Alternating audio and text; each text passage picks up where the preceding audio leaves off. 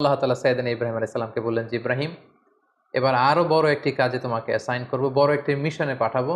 সেটা হচ্ছে আমার ঘরকে তোমার আবার পুনর্নির্মাণ করতে হবে, অর্থাৎ রিকনস্ট্রাক্টিং দ্য কাবা। কারণ আমরা জানি কাবা প্রথম নির্মাণ করেছিল ফেরেশতারা, তারপর করেছিল আদম আলাইহিস সালাম, তারপর করেছিল নূহ আলাইহিস সালাম। কিন্তু নূহ আলাইহিস সালামের মহাপ্লাবনে কাবা ধ্বংস হয়ে গিয়েছিল। সেটাকে আবার পুনর্নির্মাণের জন্য আল্লাহ তাআলা সাইয়েদনা ইব্রাহিম আলাইহিস সালামকে বললেন, আবার মাইগ্রেট করো ফ্রম প্যালেস্টাইন টু মক্কা। আমরা যদি সাইয়েদনা ইব্রাহিম আলাইহিস সালামের জীবনী দেখি, কতবার যে তিনি মক্কা থেকে ফিলিস্তিনে এসেছেন, আবার ফিলিস্তিন থেকে ১২০০ কিলোমিটার পথ পাড়ি দিয়ে তিনি মক্কায় গিয়েছেন, তার কোনো ইয়ত্তা নেই। তিনি কাবা নির্মাণের জন্য গেলেন এবং সন্তান ইসমাইলকে নিয়ে কাবা নির্মাণ করলেন। আল্লাহ তাআলা বললেন, ওয়াইদ বাওয়া'না লিইব্রাহিমা মাকানাল বাইত। আমি ইব্রাহিমকে I pointed out for Ibrahim the site of the house. Kaaba ঘরের সাইটটা আমি দেখিয়ে দিলাম। এটা কতটুকু উঁচু হবে, কতটুকু দৈর্ঘ্য হবে, কতটুকু প্রস্থ হবে, তার সব